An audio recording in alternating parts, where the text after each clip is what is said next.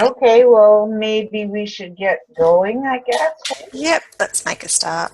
Okay, so I just was kind of working while you guys are chatting, but so I'll start reading and now. Oh, so we're on health and we are on page 197, right? Yep, thanks, Yep. Cheryl. Okay, so natural forces within us are the true healers of disease, Hippocrates, father of Western medicine.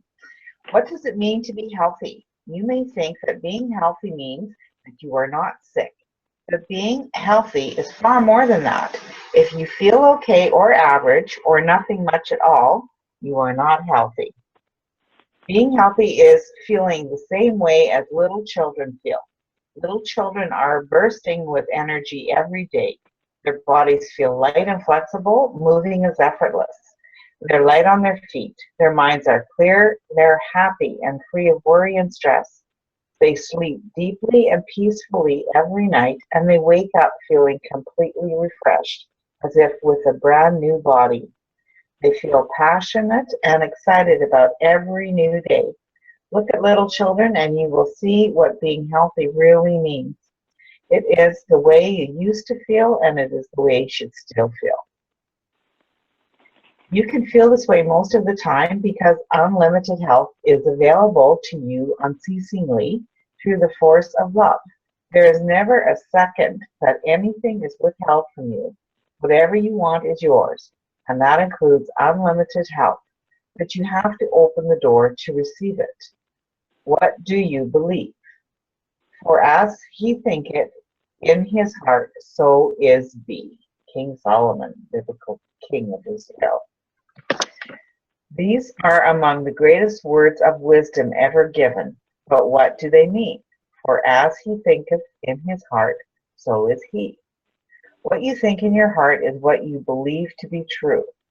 Beliefs are simply repeated thoughts with strong feelings attached to them, like I catch colds easily, I have a sensitive stomach, I find it hard to lose weight, I'm allergic to that, coffee keeps me awake. All these are beliefs, not facts. A belief is when you have made up your mind, the verdict is in, you've nailed the door shut and thrown away the key, and there is no room for negotiation. But whatever you believe and feel is true, will be true for you, whether your belief helps you or harms you. Whatever beliefs you give out, the law of attraction says you must receive back. Many people have more fearful beliefs about disease than they have good beliefs about health. It's not surprising because of the attention that is given to disease in the world, and you are surrounded by that every day. In spite of all the advances in medicine, disease is increasing because people have become increasingly fearful of disease. You have more good feelings about health than you have negative feelings about disease. Do you believe in lifelong health more than you believe in the inevitability of disease? If you believe that your body will deteriorate with age and that disease is inevitable, you are giving out that belief, and the law of attraction must return it to you, clothed as the circumstances and state of your health and body. For the thing that I fear comes upon me, and what I dread befalls me. Job. The placebo effect in medicine is proof of the power of belief. One group of patients is given real pills or treatment, and another group is given the placebo, a sugar pill or fake treatment.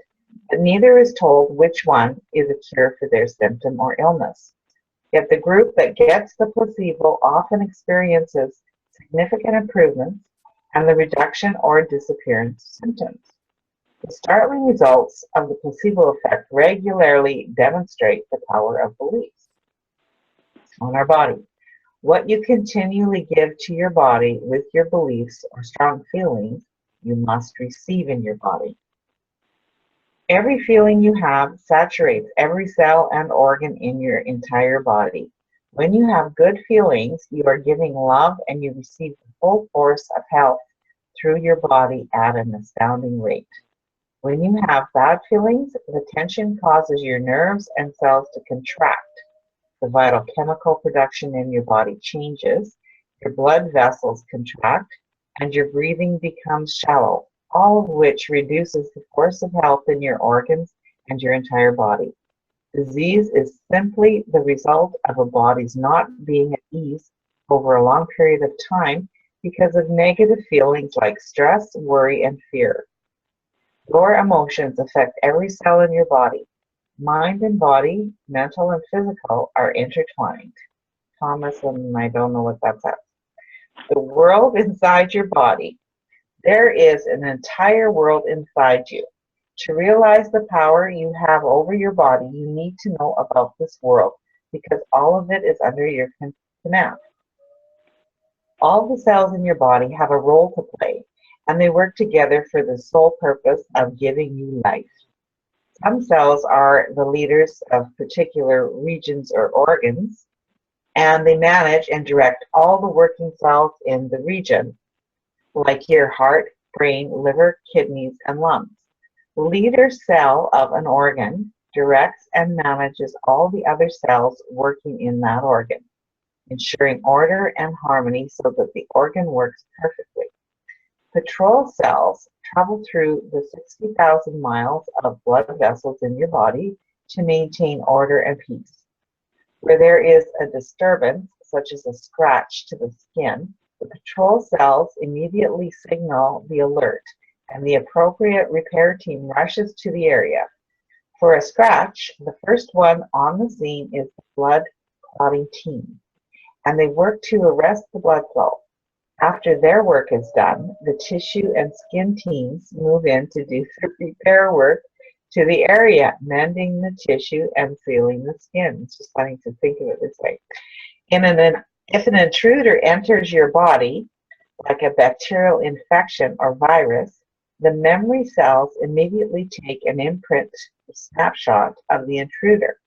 The imprint is checked against their records to see if there is a match with previous intruders.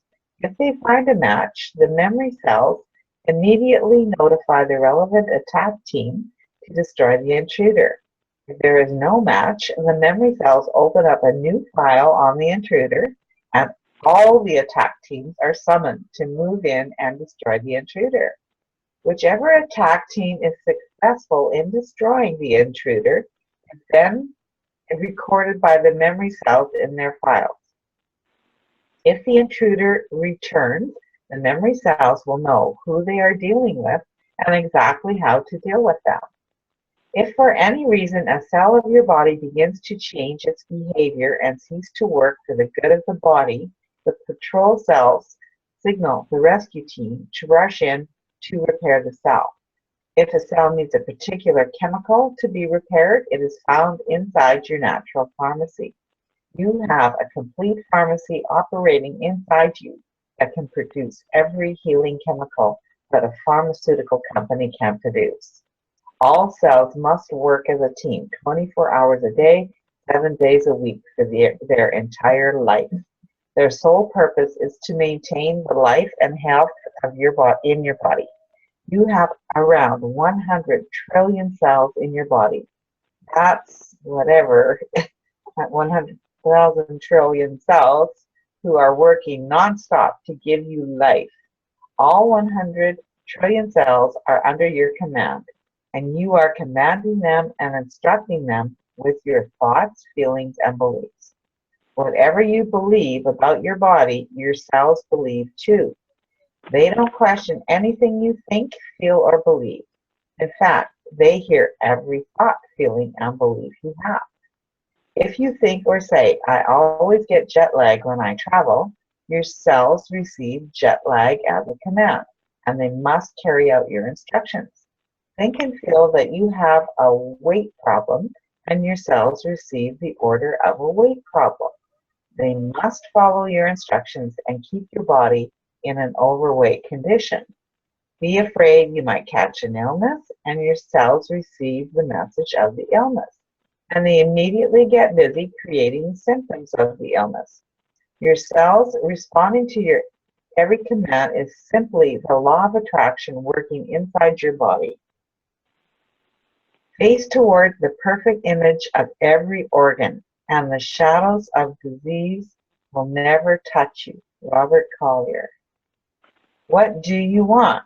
What do you love? Because that is what you must give to your body. Your cells are your most loyal subjects who serve you without question. And so whatever you think, whatever you feel, becomes the law of your body. If you want to feel as good as you did when you were a child, then give your cells those commands. I feel amazing today. I have so much energy. I have perfect eyesight. I can eat whatever I want and maintain my ideal weight. I sleep like a baby every night. You are the ruler of a kingdom, and whatever you think and feel becomes the law of your kingdom, the law within your body. Would somebody else like to take over? Yeah, I can. Okay. The power of your heart. In some sense, man is a microcosm of the universe. Therefore, what man is a clue to the universe. David Bohm, quantum physicist. The inside of your body is an exact map of our solar system and the universe. Your heart is the sun and the center of the body system. Your organs are the planets, and just as the planets depend on the sun to remain in balance and harmony, so do all the organs in your body depend on your heart to remain in balance and harmony. Scientists at the Institute of Heart Math in California have shown that feeling love, gratitude, and appreciation in your body or in your heart boosts your immune system, increases vital chemical production, increases physical vitality and vigor, reduces stress hormones, high blood pressure, anxiety, guilt, and burnout, and improves glucose regulation in diabetics. Feelings of love also create a higher degree of harmony in the rhythm of your heart. Heart Math has shown that the magnetic field of the heart is 5,000 times more powerful than the magnetic field of the brain and reaches out several feet from your body. Other scientists are revolutionizing our understanding of the effect of love on our health through experiments with water. What does water have to do with health? Your body is made up of 70% water. The inside of your head is 80% water. Researchers in Japan, Russia, Europe, and the United States have discovered that when water is exposed to positive words and feelings such as love and gratitude, the energy level of the water not only increases, but the structure of the water changes, making it perfectly harmonious. The higher positive feeling, the more beautiful and harmonious the water becomes. When water is exposed to negative emotions such as hate, the energy level of the water decreases, and chaotic changes occur, negatively affecting the structure of the water. If human emotions change the structure of water, can you imagine what your feelings are doing to the health of your body? Your cells are made of mostly water. The center of every cell is water, and each cell is completely surrounded by a layer of water. Can you imagine the impact of love and gratitude on your body? Can you imagine the power of love and gratitude to restore health? When you feel love, your body affects the water of the 100 trillion cells in the body. How to use the power of love for perfect health. There is a great love, there are always miracles. William Gaither, Pulitzer Prize-winning novelist. To receive the health you want and love, you must give love. In the face of any sickness, give good feelings about health because only love brings perfect health. You cannot give bad feelings about sickness and receive health. If you hate or fear a disease, you will be giving out bad feelings, and disease can never go away through bad feelings. When you give thoughts and feelings of what you want, your cells receive the full force of health. When you give negative thoughts and feelings of what you don't want, the force of health to your cells reduces. It doesn't matter if you feel bad about a subject that has nothing to do with your health. When you feel bad, you reduce the force of health in your body, to your body. But when you feel love for anything, for a sunny day, a new house, friend, or promotion, your body receives a full force of health. Gratitude is a great multiplier, so say thank you for your health every single day. All the money in the world cannot buy health because it is a gift from life. And so more than anything else, be grateful for your health. It's the best health insurance you can ever take because gratitude is the assurance of health. Be grateful for your body instead of finding fault with it. Every time you have a thought of something you don't like about your body, remember that the water inside your body is receiving your feelings. Instead, say thank you with all your heart for what you do like about your body and ignore the things you don't like. Love draws forth love. St. Teresa of Azelia, nun, mystic, and writer. Before you eat food or drink water, look at what you're about to eat or drink and feel love and gratitude. Make sure your conversations are positive when you're sitting down to a meal. Blessing food gives love and gratitude for the food. As you bless food, you change the structure of the water in the food and its effect on your body. Blessing water, I'm going to do that with the ice cream. Blessing water with love and gratitude does the same thing. Your positive feelings of love can change the structure of water in everything, so use the power. You can give love and gratitude and use your power while receiving the medical treatment. If you can imagine being well, you can feel being well. And if you can feel it, you can receive it. To see your health improve, all you have to do is give love more than 50% of the time.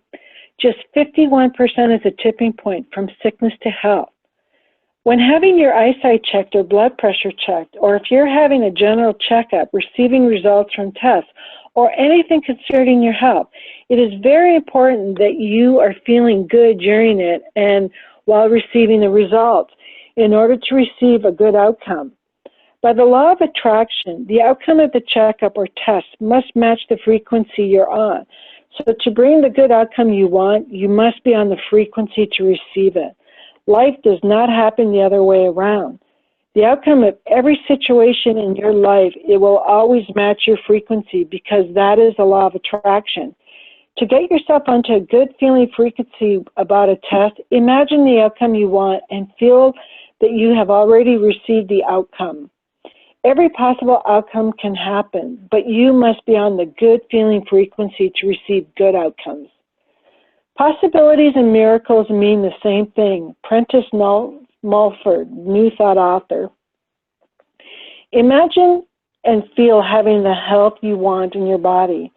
If you want to restore your eyesight, give love for perfect vision and imagine having it. Give love for perfect hearing and imagine having it. Give love for the perfect weight and perfect body and perfect health of an organ and imagine having it. And be utterly grateful for everything you do have. Your body will change into what you want, but it can only do it through feelings of love and gratitude. When a young, fit woman was told she had a rare heart disease, her life crumbled around her. She suddenly felt weak and fragile. Her future, a normal, healthy life, had disappeared with the prognosis. She was terrified of leaving her two young daughters motherless. But this woman decided she was going to do everything she could to heal her heart. She refused to entertain any negative thoughts about her heart. She decided her right hand of her heart, she placed her right hand of her on her heart every day and imagined her strong, healthy heart. Every morning when she woke, she gave the deepest thanks for her strong, healthy heart. She imagined the cardiologist telling her that she was cured. She did these things every day for 4 months, and when her cardiologist checked her heart 4 months later, they were dumbfounded. They checked and rechecked the old test against the new test because the new test showed that the woman's heart was perfectly strong and healthy. This woman lived according to love's law of attraction. She did not own the prognosis of a diseased heart in her mind, but she gave love for a healthy heart, and she owned a healthy heart instead. If you are facing any kind of illness, do your best not to own it with your thoughts and words. Don't hate an illness either, because that is giving negativity to it. Instead, give love to health, own health, and make it yours. Keep your mind as much as you can from dwelling on your ailment. Think of strength and power and you will draw it to you. Think of health and you'll get it. Prentice Mulford, New Thought author. Every moment you feel love for your health, the force of love is eliminating any negativity in your body. If you find it difficult to feel good about your health, all that matters is that you feel love for anything. So surround yourself with everything you love and use those things to feel as good as you can. Use everything you can in the outside world so that you feel love. Watch movies that make you laugh and feel good, not movies that make you feel tense or sad. Listen to music that makes you feel good. Get people to tell you jokes that make you laugh and have them tell you funny stories about their most embarrassing moments. I got plenty of those. You know the things you love. You know your favorite things. You know what makes you happy. So draw on them all and feel as good as you can. Use the creation process. Use the keys to power. Remember, it only takes giving love and feelings a minimum of 51% of the time to reach the tipping point and change everything. If you want to help somebody who is ill, you can use the creation process and imagine and feel full health being restored to them. Although you cannot override what another person is giving to the law of attraction, your power can help them rise to a frequency where they receive help. Anyone else want to take over? Yep, I can read for a bit. Beauty comes from love. As love grows in you, beauty grows too, for love is the beauty of the soul. Saint Augustine of Hippo, I can't even read, theologian and bishop. All beauty comes from the force of love. Unlimited beauty is available to you through love. But the problem is that most people find fault and criticize their body more than they appreciate it. Looking at your faults and being unhappy about anything about your body does not bring beauty to you. All it brings is more faults and more unhappiness. The beauty business is enormous, yet unlimited beauty is being poured down to you every second. But you have to give love to receive it. The happier you are, the more beautiful you will be. Lines will fade, skin will tighten and begin to glow. Hair will become thicker and stronger, eyes will begin to sparkle, and their colour will intensify. And more than anything else, you will see proof that beauty comes from love when people are drawn to you wherever you go. You really are as old as you feel. Ancient texts say that people once lived for hundreds and hundreds of years. Some lived for 800 years, some lived for 500 or 600 years, but longevity was commonplace. So what happened? People changed what they believed.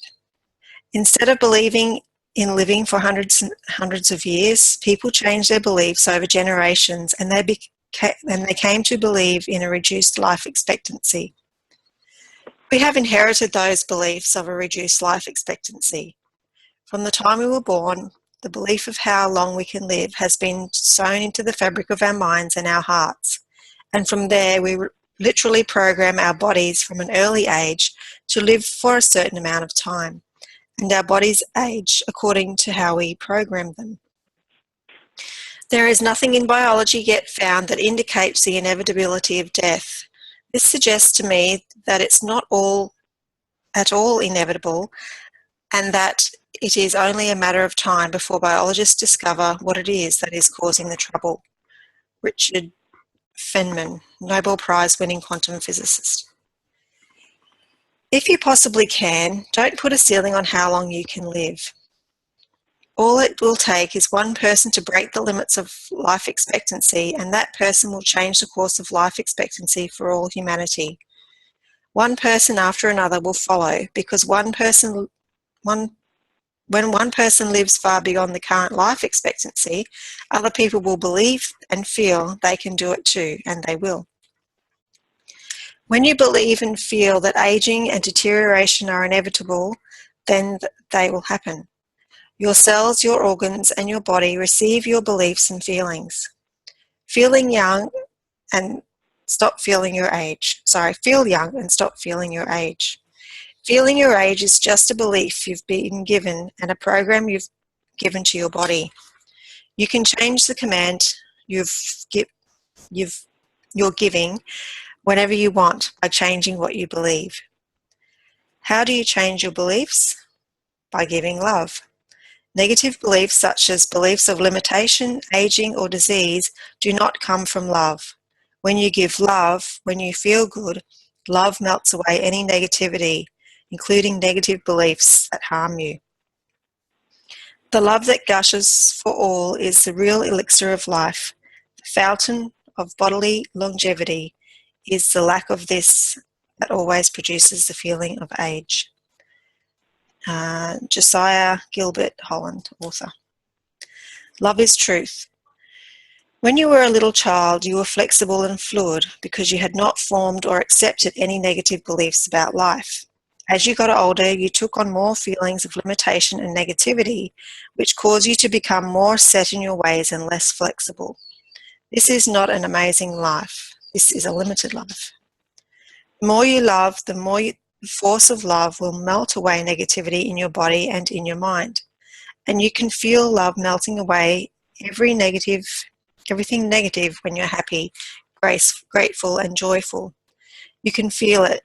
You feel light, you feel invincible, you feel on top of the world. As you move more and as you give more and more love, you will notice changes start to happen to your body. Food will taste better, colours will get brighter, sounds will become clearer, moles or little marks on your body will begin to fade and disappear.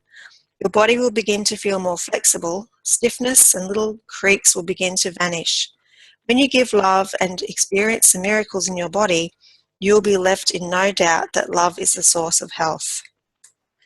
Love is behind every miracle. All miracles are the force of love at work. Miracles are created by turning away from negativity and focusing only on love. Even if you have been a pessimist all your life, it's never too late. A pessimist is exactly how one man described himself when this man received the surprise news from his wife that they were expecting their third child. His every thought was how negative the impact of the third child would be on their lives. But what he didn't realise was exactly how those negative thoughts and feelings would play out for him. At just over the halfway point of his wife's pregnancy, she had to be rushed to the hospital and an emergency C-section had to be performed to deliver their baby. 3 separate specialists said that at 23 weeks gestation, the baby had 0% chance of survival. The man was brought to his knees. He had never expected to lose a child. After the C-section, the father was taken to the side of the room to see his son, the smallest baby he had ever seen. His son was born 10 inches in length and weighed only 12 ounces. The medical staff tried to inflate the baby's lungs with a ventilator, but his heart rate was decreasing. The specialists, time to get up. Where was it? The specialist said there was nothing they would be able to do. The father screamed out in his mind, "Please." At that exact moment, the ventilator inflated his son's lungs and his heart rate began to climb. Days passed. All the physicians in the hospital kept saying that the baby would not make it. Aren't they genius? But the man who had been a pessimist all of his life began to imagine what he wanted. Every night when he went to bed, he imagined the light of love shining on his son. When he woke in the morning, he would give thanks to God that his son had survived through the night. Each day his son made progress and he overcame every obstacle that was thrown at him. After 4 grueling months in intensive care, he and his wife were able to take their baby, who had been given a 0% chance of survival, home. Love is behind every miracle. Points of power. What you continually give to your body with your beliefs or strong feelings, you receive in your body. Every feeling you have saturates every cell and organ in your entire body.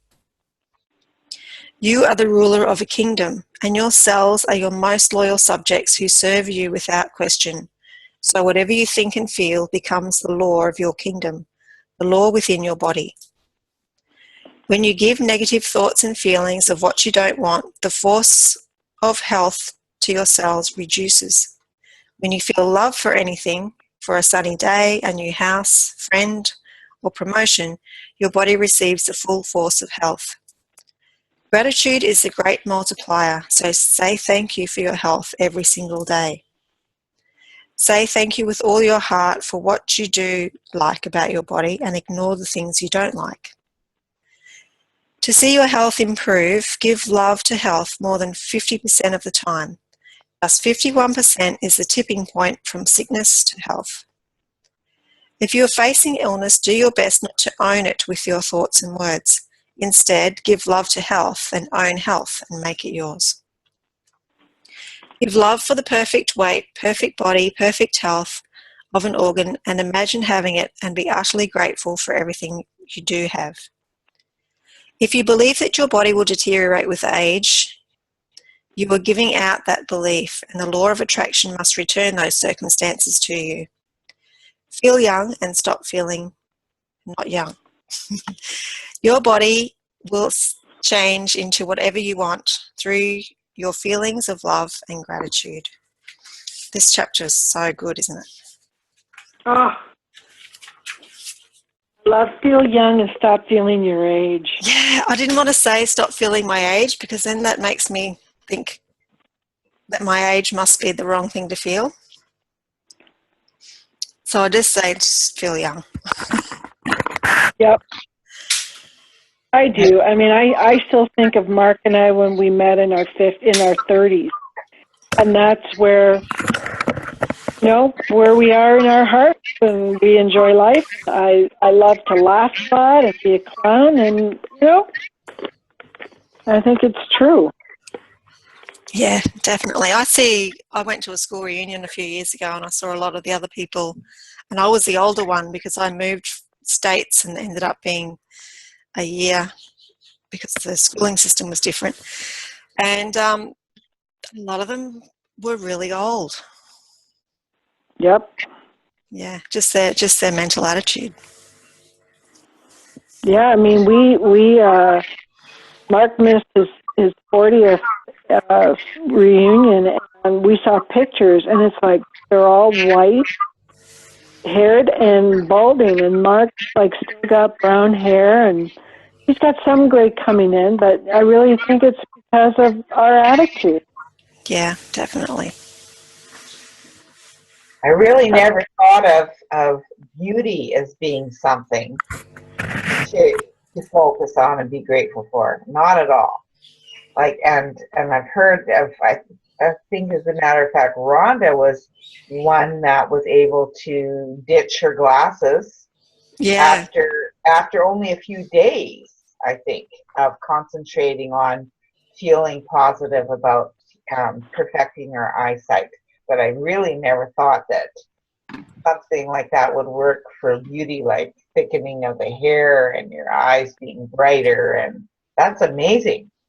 Yeah, yeah. I think it's on a, I don't know whether it's psychological is the right word, but when you meet someone and they're just quite plain, but once you get to know their personality, they really shine and they look more attractive, and it works the other way as well. I think that, the way you think really affects the way people see you. I think that's true. I mean, I think it depends on how deep of a person you are. There's some people that are very superficial, but I think if you have any depth to you, once you get to know someone, I mean, there's some people that are good looking, but they're ugly on the inside, and it just kind of masks their beauty because it's like you just don't like them as a human being. Mm. Well, there was a line in here about, I think it was just at the beginning when it was talking about give good feelings, think health rather than thinking sickness. And I'm thinking, okay, we're talking about doing that all the time, acting as if, believing you already have it. And, Yep. and we always talk about how it's so hard to overlook the reality of maybe whatever it is that we're trying to improve, like not enough money or health or weight issues or whatever it is. But I'm thinking, okay, that would be an easier place to start for me, anyways, to think health and believe that maybe my eyesight's going to get better, or that I have perfect eyesight, and that would be an easier thing for me to believe, just than that I'm financially abundant. Well, that's probably a good place to start then. So for me, I think this is a really good place to start. Yeah, because you'll feel good. And then when you're on that higher vibration, it's going to affect all the areas of your life. So do whatever you can to feel really good. Exactly. And you know what? And I think it would be really easier to feel good about my body and believe it. Like, that's the part, is believing it, than feeling good and believing about the financial abundance. That'll happen, but to get on the right vibration and have the faith and the belief, I think if I concentrate on this first, I think that's going to be success for me. And like Nicole said, I think it was last week, and it says it in here also, it's, because you can't help but look in the mirror, and sometimes, what you focus on. So when you look in the mirror, just focus on all the things that you see that you like, and the other stuff, whatever, Yeah. You know what I've been doing this week is when I look in the mirror and I go, I'm still gorgeous. Yeah, I like it. I love it. Yeah, and the part on page 198 when it goes, beliefs are simply repeated thoughts with strong feelings attached to them. And isn't it funny? Because I used to say, and I haven't for quite some time, but I used to say to people, like, out of the 5 kids in my family, I was the sickly one. I was the one who always, got sick. And like my mom would say, other people would get a cold for 3 days. She'd be sick for a week. So, and so I just kind of carried that, like, oh, I'm the sickly one. I'm the one who always gets like really bad colds. And then I'd say within the last decade, when I started reading some of this, like I don't get as many colds, if ever. I'm not the sickly one. I used to say that my organs are healthy. It's my support structure that's going to have issues. I don't say, and it's like, no, I don't want to say that, because I don't want to, have aches and pains and all that. So this is so true. Like, I catch colds easily. It's like, no, I don't. I'm healthy. And that's, what I'm focusing on. So this is a great chapter, good starting point. Yeah, I love that line that you can say, you tell yourself, I can eat whatever, where is it? I can eat whatever I want. Where is exactly that wording? I should have written down what line or what page it was. I should go pull up the PDF and then I can do a search. There was one woman, I studied EFT for a while, and she says, what she says, I eat whatever I want, whenever I want, and only when I'm hungry. And she just said that enough times that, her body, but she eats whatever she wants, whenever she wants, but she only eats when she's hungry until she's satisfied. And that's it. And, she says it all the time, and she's fit and thin.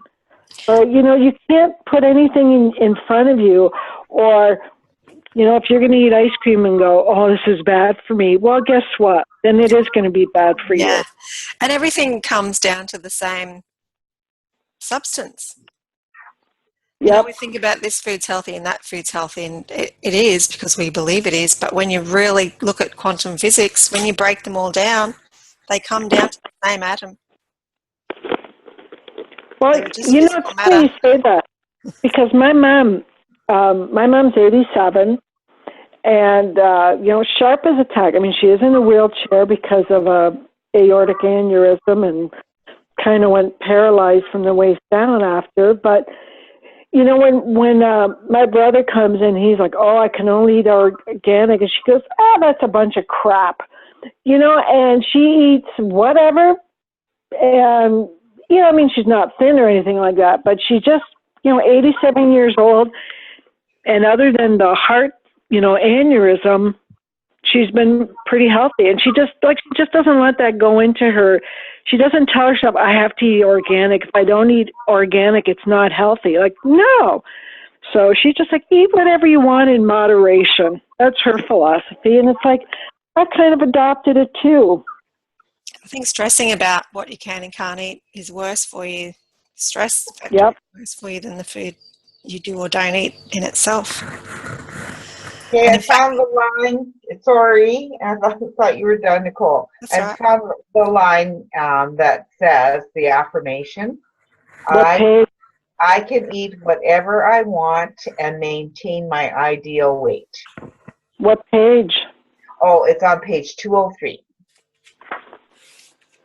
I want to underline that sucker. Yeah, and there's and I have so much energy, and I have perfect eyesight, and I sleep like a baby every night. I can use all of those, and I'm going to. Yeah, you know, I take sleeping pills, and I don't do it every night. And I come to realize that for me, it is psychological. It's not that I have an issue, but it's like I've talked myself into it. And so, you know, lately it's like, you know what? Just like I'll fall asleep when my body wants to, and when I relaxed about it, like I went a couple of months with no sleeping pills, and then I started again. Yeah, I don't take the whole thing. I just take like a quarter of it, but I've learned that it's like I've almost talked myself into having an issue, and so I'm talking myself out of it now because I like the fact that I take, you know, other than a supplement, I don't take any pills. And I want to continue the rest of my life with not taking any pills. Kathy, you need to buy my program that I still haven't launched my business on because I have an internet business that I've been trying to launch for a year, and it's all about helping people sleep, and then going further into helping them with personal development. But I use a program that is a binaural beats and a guided meditation, and I use it all the time, and it's really good, especially for me in the middle of the night. Sometimes I wake up and then my mind starts racing and I can't get back to sleep. So I use it all the time. Well, I found like when I get into bed, I might have a worry, and then, you know, I'll be watching TV or relaxing, and then I just fall asleep. So it's like knock it off. Like, just, you're fine. Yeah. And I like the idea of I have perfect eyesight. Yeah, I'm going to use that one too. I'm going to get my husband to do that because he complains about his contacts all the time. So it's like, you know what? Just keep telling yourself you have perfect eyesight. This really is a wonderful chapter. It is. And talking about taking medication for like anything, like whether it's blood pressure or headaches or whatever it is, like she says on page 202, you can produce every healing chemical that a pharmaceutical company can produce. Why do you think they're producing the chemicals? Because our body needs it. If our body didn't need it, it wouldn't produce it itself. So it obviously produces every single thing that is being produced on the shelves in a pharmaceutical chemist. So, and our mind is what stimulates those chemicals. Our feelings and our emotions is what stimulates the chemicals. So if we can control the feelings and emotions, it'll stimulate the right chemicals to make our body function the way it's meant to. So, and she Yeah. brings it down so simple, just feeling love and just feeling appreciation and gratitude for a healthy body, and believing that there's a healthy body, and feeling the emotions that you would feel with a healthy body, and all the right chemicals will be sent to the body. She Yeah, I simplified it so really loved how she put all of this. It was so fun to read it. Yep. And it made such sense about, you know, the patrol cells and the leader cells and the intruders, and that was so cool the way she wrote it. yeah, Well, and you it's amazing, isn't it? The immune system and Yeah. well think about like you get a cut on your finger or whatever, and just with time, without doing anything, it's completely gone. Yeah. It, you know, I mean, to me, the body is like the most amazing thing in the world. I mean, it's the most complex too, but so to me, it's like you can heal yourself if you give it time.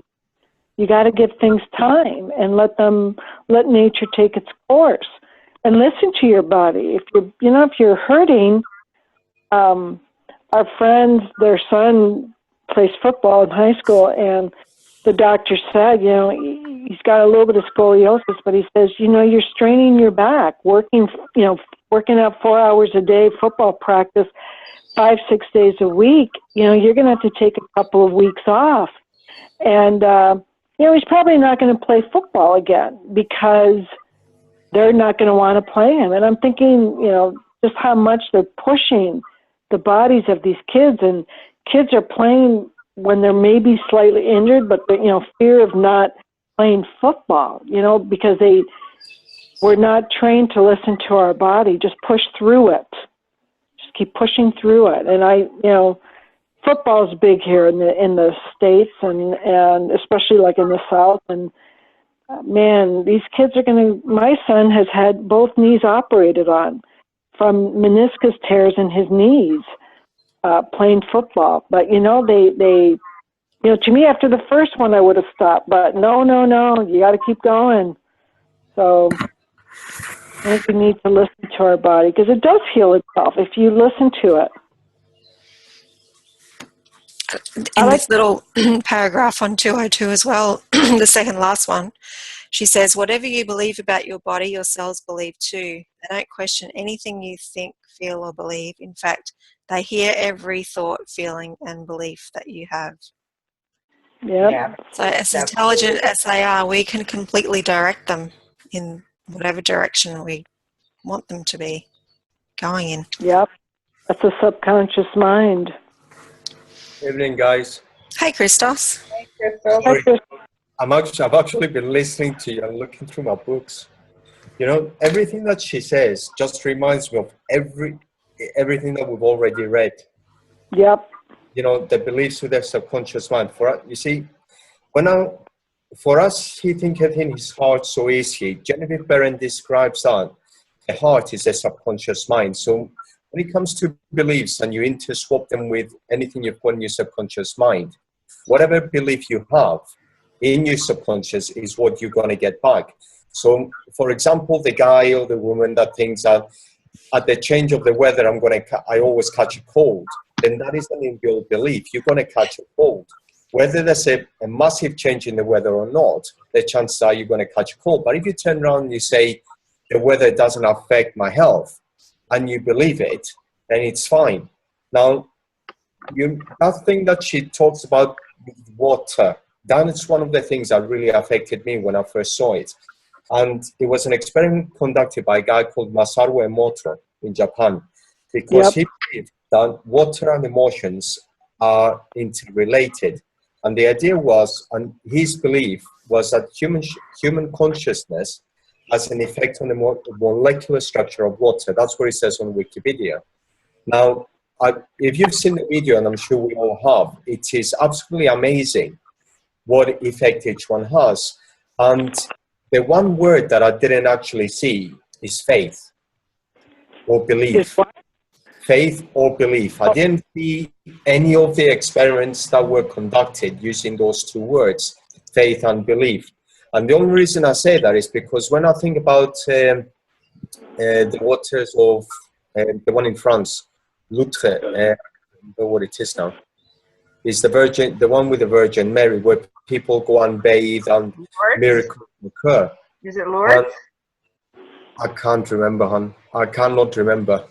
Louvre or something like that. Lourdes. Lourdes, I think. So, yeah, that's it, Lourdes. Thank you. And Yeah. it's Can you put that in Skype? Pardon? Can you put it in Skype? Or type? Yeah, Lourdes. I'll see if I can find a link to it in Wikipedia as well. I'll stick it on there. And basically, it's waters which people go to, they bathe, and because of their belief that the waters are miraculous, they get healed. Now, on my part, I don't believe that it's just a subconscious. I believe that it's something to do with infinite intelligence, because our subconscious, if you go by what people like Dan Kennedy say, who edited the new Psycho-Cybernetics, they say that we have a limit to what we can actually do within a box. In a way, I don't really believe that. I believe that we're limitless. So we don't really have a box. We can do absolutely anything, to the extent that we can heal ourselves. Now, when you were talking, I think it was you, Cheryl, you were talking about belief, or Kath. I'll read you this, which is from Genevieve Perrin's Your Invisible Power. And she says, ask believing you have already received and you shall receive. This is not as difficult as it appears on the surface. Once you realize that everything has its origin in the mind, and that which you seek outwardly, you already possess. No one can think a thought in the future. Your thought of a thing constitutes its origin. Therefore, the thought form of the thing is already yours as soon as you think it. Your steady recognition of this thought possession causes the thought to concentrate, to focus, to condense, to be created, and to project itself and to assume physical form. In other words, once you create the thought in your own mind, it's already been created, because there is no future to that thought. You know what I mean? You don't project a thought to the future, you project it to the present. Okay. And because you're projecting it to the present, you're already causing its recognition into infinite intelligence or to the universe. It's already created and therefore already exists. You don't have to, in other words, you don't have to wait for it to come to you. It's already there.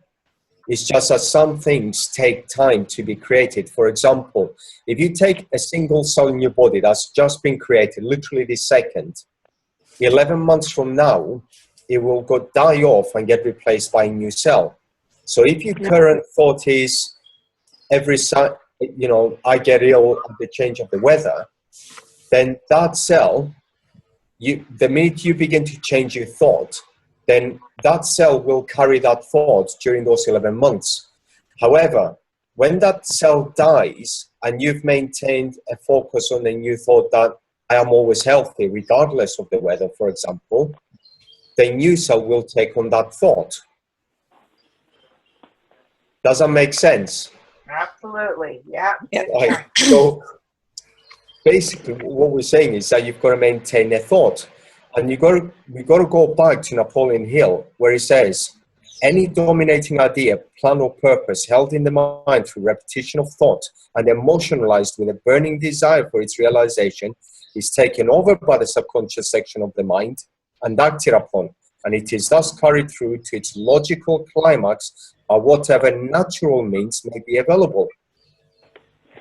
So, like Nick was saying just then, all these pills and everything else that you're taking, you don't need them. You can choose not to take them. Insomnia is something which people say, it's something that's happened in someone's life at one point and it's become a belief. And that belief has continued throughout. So they've got to go to a psychologist to tell them, yeah, this happened in your life and that's why you've got it. So we're there to turn around and say to these people, look, it's a belief that you've carried in your past. All you got to do is change it. I know it sounds very easy and quite plain, but it really, that is just it. The key is how to change it. And it's that belief. So it's like with Nick, and people saying to her, you know, how on earth did you get something that cheap? It's because Nick believes it. She knows that this happens, she understands how this happens, and she understands the process. And once you understand the process, it becomes very, very simple, in the sense that if you believe it, if you've got that, well, if you've got the idea in your head, and this is the thing, because if you go back to that lady in The Power, who is talking about the illness, and she kept saying to herself that her heart is good, her heart is well, her heart is well, her heart is well. She didn't believe it at the beginning because her heart was not well. But what she did was that she visualized a good heart, she visualized health. So by the constant visualization of health, by holding a dominating idea, and she's holding it in her mind through repetition of thought, because it was a burning desire, because she wanted a good health. That's how she got it. Now, the thing with the part with love is self-love. For me, that's what this chapter is. It's about loving yourself and accepting yourself for who you are. Because if you don't, then you're putting a lot of negativity and resistance into everything that you're trying to create. And when we're talking about creation, it's health, it is serenity, it is peace of mind. You know, wealth is the last thing. Wealth is the very last thing we need to think about. We don't even consider it. That comes. It actually tends to go away. The more you learn, exactly. the more it goes away. It doesn't Right. even matter because it's there. Everything's there around you.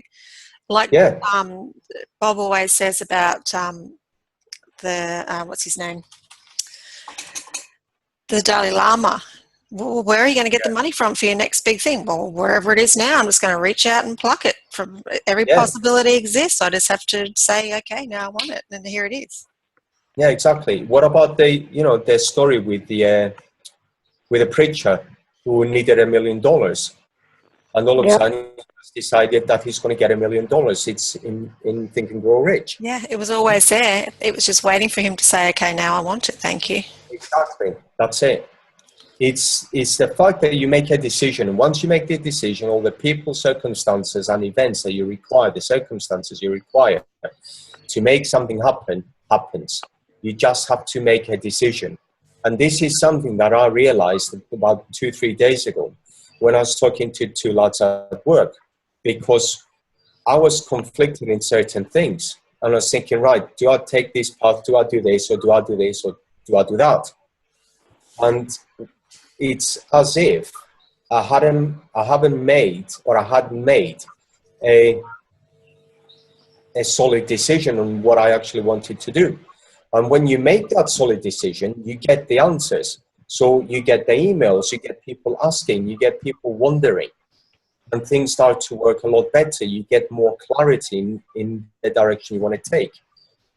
And I keep mentioning that word as well, clarity, because when you get clarity, things like what's happened to Nicole happen. You get clarity on what the direction you want to take. And it's like a sea, get waves, and then all of a sudden it just settles down and everything seems peaceful. And serenity starts to go in. And for me, I've been reading Genevieve Behrens chapter 16 and 17 continually for the past month and something, I can't remember now. And the chapter on serenity from As a Man Thinketh. And I've found that it's made a massive difference to my reaction. It's like when my cats used to jump on me and dig their nails in me, you know, it's like, and your brain just goes into pain receiving mode. Whereas now, they'll jump on me and they might dig their nails in, but I don't react as I used to. And I don't know whether that's a case of accepting the pain, but I just feel more relaxed with it and more at peace with the fact that, you know, it happens, so what? Whereas before it's like, what are you doing? You know, you're a cat, you've got nails, why are you digging your nails into me? And it's sudden realization, it's a cat. It does that. It needs to grab onto something so it can lift itself up. It wants to be close to you. So it's not reflection. And this is what reading certain things help. But what I've realized... Sorry. No, go ahead. What I've realized is certain sentences that we come across continually, particularly the dominating thoughts and holding them, and feeling in having that clarity. The thing with love is an acceptance of everything. You're accepting yourself for who you are, accepting other people for who they are. You don't have to love someone to accept them, but you just accept them for who they are. And that creates peace in your own heart. And the other thing, and this is, Nicole mentioned this to me the other night, is to do with thinking. And I never thought about it. When I think a lot, I get thirsty. And she says, well, I'm not surprised, because you need water when you're thinking. You actually, you know, your brain is mainly, you know, there's so much water in there. I thought to myself, you know, you've got a point. So it's certain things that we already know. All we need to do is apply them to every part of our lives. Yep. And the belief comes with it because you see it happen. We were talking the other day about asking. Was it on the TAGR study just gone? We were talking about how practicing asking consciousness for the answers. We don't actually ask the question. We just try and solve it ourselves, like if we're looking for something. Yeah. And it happened to me yesterday because I've got new cupboards everywhere and new things in different places. I said to Sarah, do you have any idea where I put the paint pots for the kids? I'm doing a Father's Day activity today and I can't find the paint pots. And as soon as I asked the question, I knew which cupboard I'd put the paint pots in. Yeah. Because you asked it out loud. Yes. Yeah. And I thought to myself, oh, there it is. There it happened. So from now on, I'm just going to ask the question and wait for it to come instead of just thinking, where have I put it to myself. Just ask it. I've been doing that more and more. Like, I don't know if I mentioned this, but, you know, like because my mind sometimes goes in different directions. And so I'll think about, I need to write, you know, a friend an email. And then 2 minutes later, it's like, what did I want to write that friend about? So what I started to do is I just ask it out loud. I go, Angels, what is it I wanted to write him about? And then it's like, oh, yeah, that's right. Thank you. You know, and I give thanks to it. And it's like almost every time I do that in the last couple of weeks, I get the answer. Yeah. And it's like, wow, this stuff really works. It's just, I'm just starting at, like, you know, Cheryl, you said focus on your weight instead of abundance, or, you know, it's like, that's what I'm doing. It's like I ask the question out loud and I get an answer. And they're small, but it's like, it's, you know, it's helping with the belief and the faith and then grow from there. Yeah, it helps with the faith and the belief, right? Yep. And the way I see it now is we're just swimming in a pool of possibility, whether it's the thought and getting the answer, whether it's health and being healthier, whether it's needing money for something or just needing something to materialize in our life. The possibilities are right there, swimming in amongst us. Everything is right there. It doesn't even need to come. It's already there. We just have to ask for it. We're not asking for it. Mm-hmm. Exactly. And Christoph, what I was going to say when you were talking about your cats and their nails, it's like that just, you know, I have 2 cats. I'm a cat lover. But to me, it's like, it's a difference between responding and reacting. Whereas before, like when your cats would do that, you would think about you, like you're hurting me and, you know, like, ouch, it's about me. And now you've grown into, it's not about you. You're just like, they're being themselves.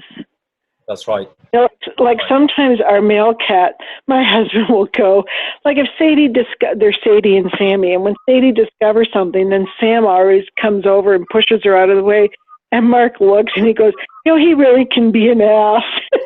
And I'm just like, he's just a big oaf, you know? I mean, he's just being himself. You can't get mad at him.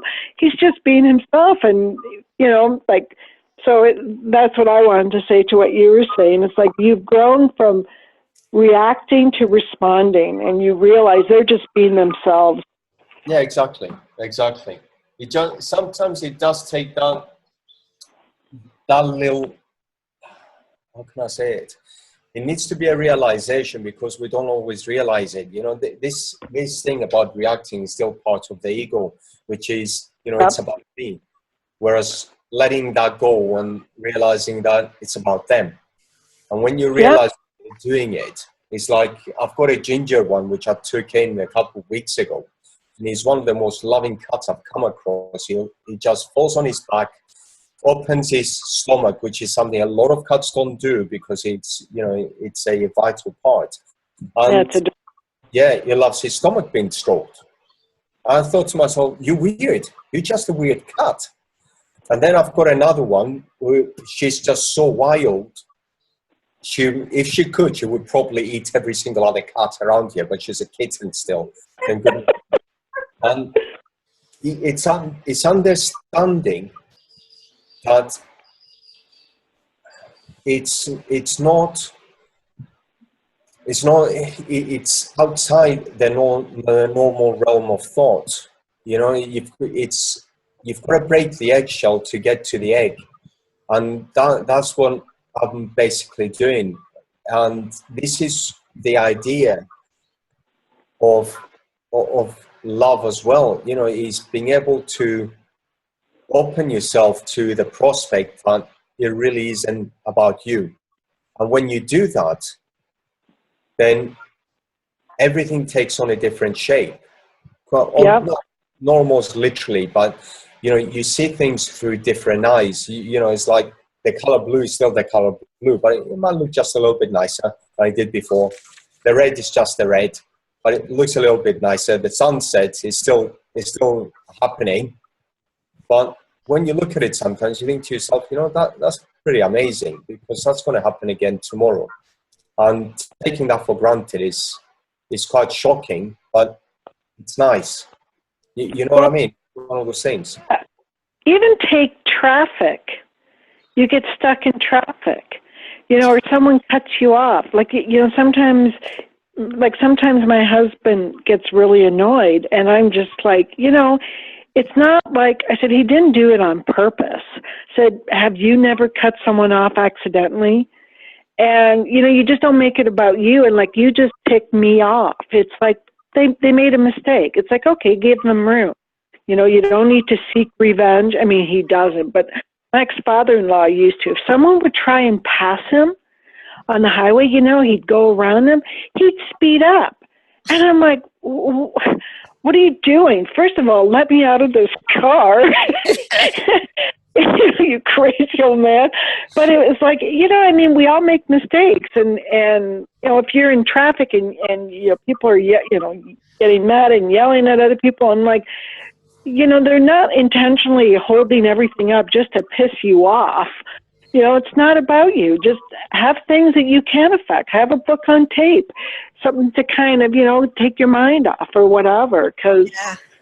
And you know, leave home 10 minutes earlier so that you're not so stressed about exactly. It's getting like you know, respond instead of react, and realize has nothing to do with you personally. So don't take it personally. I mean, I don't like getting cut off, but you know, and I react and I slow down, but I just realize it's like I've done the same thing accidentally. I mean, come on, we've all done it.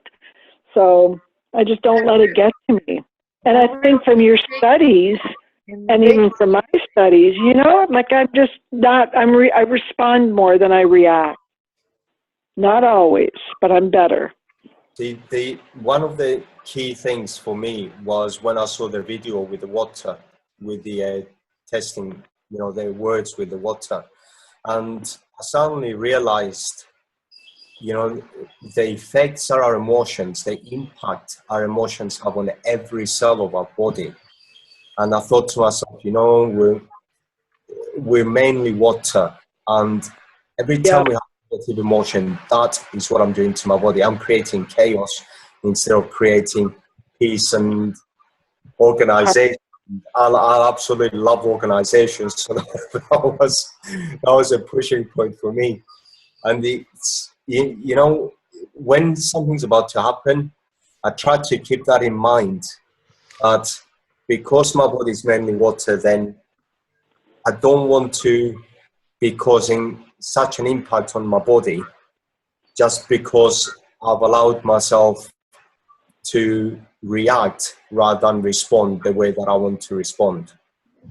If you guys have a look at the Quantum University, this is the university where Joe Dispenza and Bruce Lipton and another guy who is more on the water changing molecular side of things, because he actually carries, you know, like a water bottle with him that he's put the intention of something into that he wants to use for the day, for example, good digestion or whatever it is. And they've been doing experiments around this for quite a period of time. Cheryl, we can do weight loss miracle water. Yeah. Well, they actually have a course, I haven't done it yet, but they have a course on putting the intention of anti-aging into your skincare products. It's about a $35 course. It's just a short course. And that's at Quantum University? Yeah, Quantum University. So you could probably put the intention of weight loss into a bottle of water. Or healthy That'll weight. That'll get us to drink our 8 cups of water a day.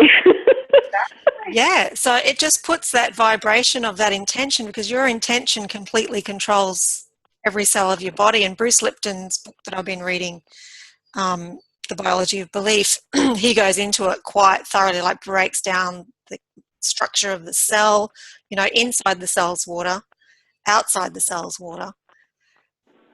What the cell listens to get its directions from is your intentions and emotions. And it's such a massive thing that we should all really study to be able to believe that what we believe happens in our body. And I can't wait to do that course.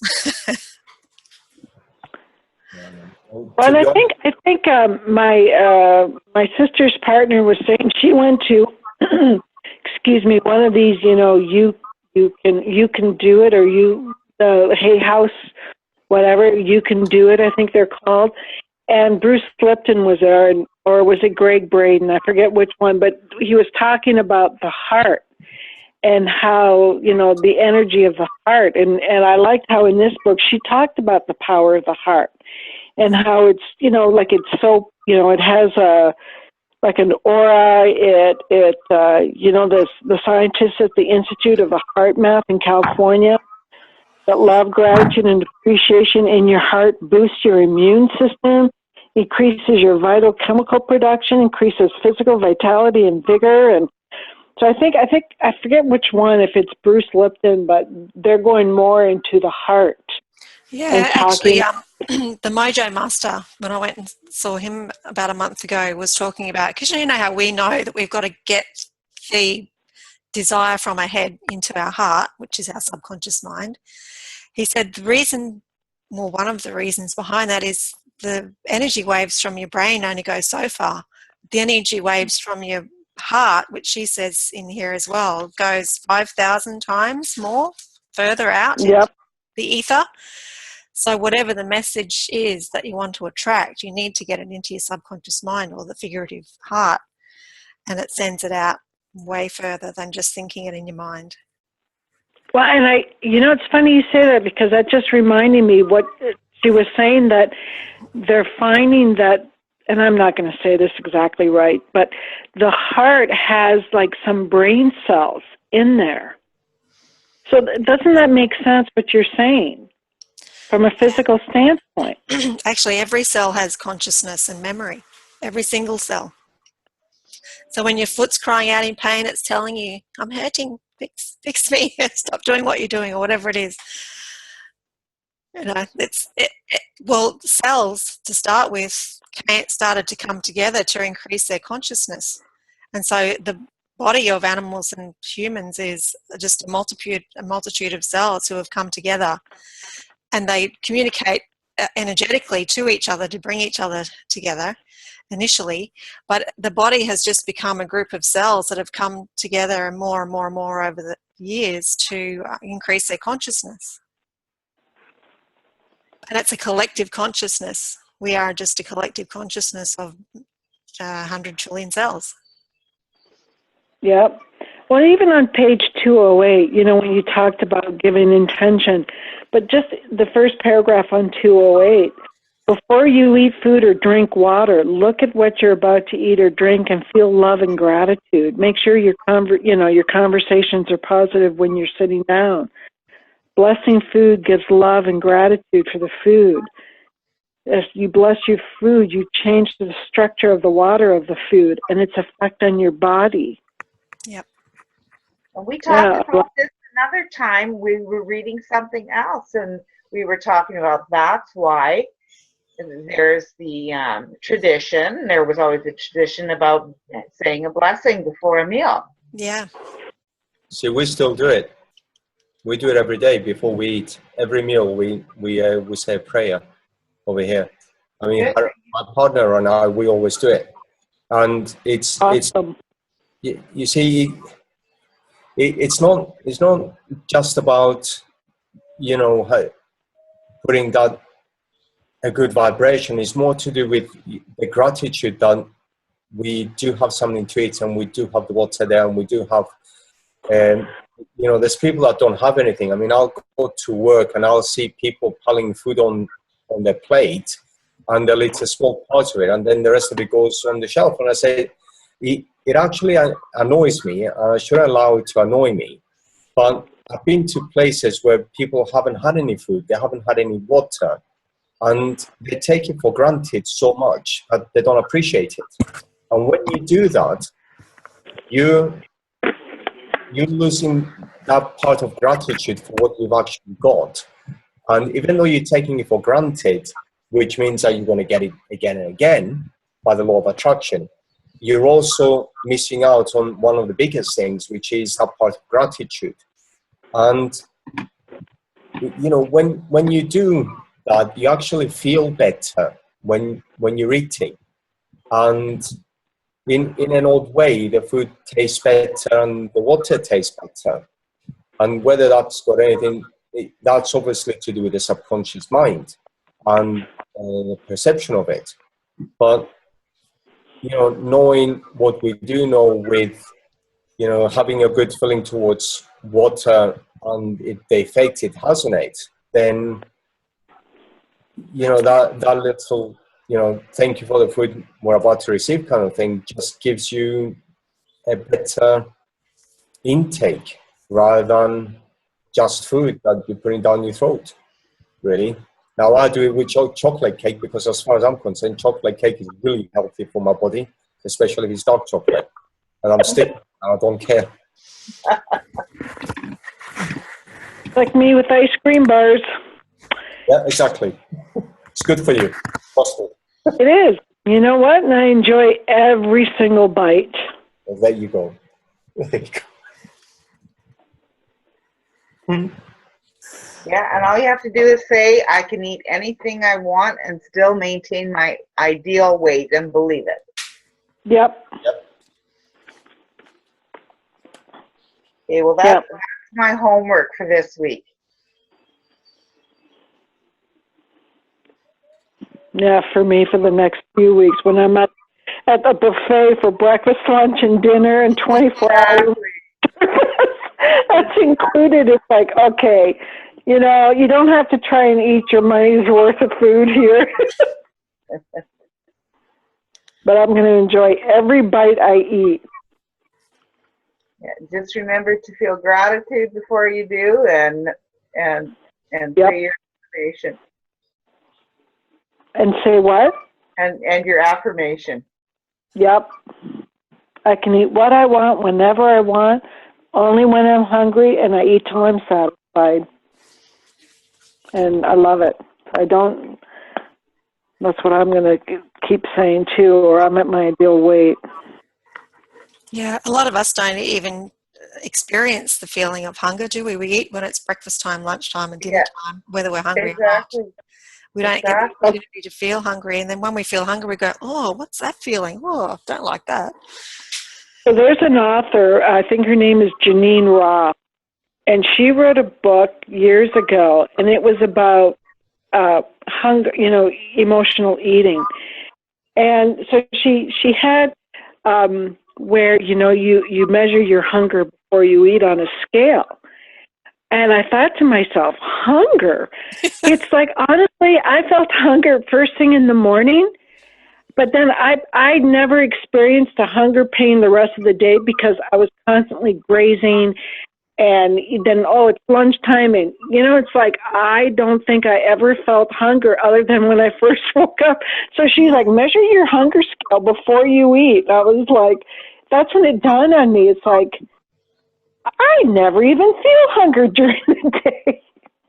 Might explain a thing, but I thought that was kind of funny. And also we have work, so we have a lunch break that's when we need to Yep. eat lunch. Otherwise we're starving by 5:30 in the afternoon. Yep. So we just eat when we're supposed to, and yeah, don't even experience hunger, which is pretty sad. Well, yeah, and I think a lot of times we just don't think when we're eating. We're on automatic pilot, and whatever we put on our plate, we just eat it without thinking, right? We're unconsciously incompetent. Yes, unconscious. I remember Zig Ziglar, I was ages and ages ago, and he was talking about what he would eat in the evening after his talks. He would always go for a run at 9 o'clock at night, and then he would have a grapefruit. It doesn't matter where he was, what he was doing, he would only have a grapefruit. And he says he would go to bed after eating a grapefruit feeling hungry or having a little bit of a hunger pang, and he was doing it on purpose. And he says there are people that do it because they don't have a choice, and there are people that do it in a sense of appreciation, and thought. And it's something that's stuck with me for a while. That thought, you go to bed, you don't have to be full all the time, but it's you can have a fruit. And it's something that, in addition to that, is one of my best mates used to say to me that he always got taught that when you eat enough up to the point where, not that you're full, but it's like there's still a little hole in your stomach that's not filled, and you do that all the time. And that again, that's appreciation for the fact that at least you've got food, and it's just a reminder of everybody else. Really doesn't mean that you starve yourself. You eat what you need to eat, but you don't eat with your eyes. You eat with how hungry am I. That's half our problem, isn't it? We eat with our eyes. And Napoleon Hill says that most people eat twice as much as they need to eat. He says just eat till you're satisfied, and that's also a high reason for our illnesses and ailments is overeating. It's hard on the body to digest it all, and That's he right. fasts for how long does he fast? Like a week or 10 days. He fasts with just water. Yeah. Oh, I'm guilty of that. I got to be honest. I know I overeat. But I think for me it's mainly boredom. Yeah. It's there because I'm home all day. So, I'll just go into grab a handful of chips, and then I grab another handful of chips. An hour later, and it's just like, well, it's not a big deal. But then it's like it's lunchtime. It's like I'm not even hungry. But you know what? It's lunchtime. My husband's home. Let's eat. Yeah. Well, that's something we can all be mindful of now. Yeah. And it might change your mind when you go to reach for that handful of chips. If you've been thinking to yourself, that doing your affirmation, you may think, oh man, I don't really need this. Yeah. Well, just become more consciously aware of what I'm doing instead of unconsciously incompetent. Yeah, because you probably haven't really been thinking about it at all, except for the negative thoughts, right? Yeah, and it's something to do. It's like I should just leave a bag of carrots out. Let's see how much I go through those. Yeah, what's really good with carrots? Carrots are great with jalapeno hummus. Yeah. Hummus, that stuff's actually is not that healthy for you, I know, it's quite high in oil, but yeah. I'll say prayer over it first and change the structure. Make an avocado dip. Yeah, or make it with healthy oil. Make it with olive oil, so it's a healthy oil. Yeah. Avocados. You don't even need much oil. Yeah. My brother showed me he made homemade hummus. It was like, oh my God, was this good? So I just got to remember how he did it, but it was, I thought, very good and healthy. Mm. But I didn't eat the whole bowl. That's, it's like I when I taste something, for me, it's the overeating. It's not so much the eyes as it's like I get something, and if it just tastes so good, like, my husband and I are like really different. We can go out and say we have the best meal we have ever had. Like, oh my God, I've never tasted anything like it. I could go back and have it for breakfast, for lunch, for dinner. And he can go on and on about how good it was. So the next day I go, do you want to go back? He goes, no, I just had it yesterday. It's like, but it was so good. Like, how can you not want it all the time? He's like, well, I just had it. Whereas to me, it's like, I want it, it's almost like this, more of an addictive thing. I don't know if that's the right term, but Obsession? so different. Yeah, maybe obsessive. Yeah, where it's like, I just want it again and again and again. So I think I give my tongue too much importance on flavor. Yeah, it's a pretty small organ compared to the rest of the organs that we're actually eating for, isn't it? And so powerful. Yeah. Now, I wish you would have, in this chapter on health, talked about exercise also. But you know what? I guess it's all the same. I mean, it's all about love and how we approach things and how we think about them.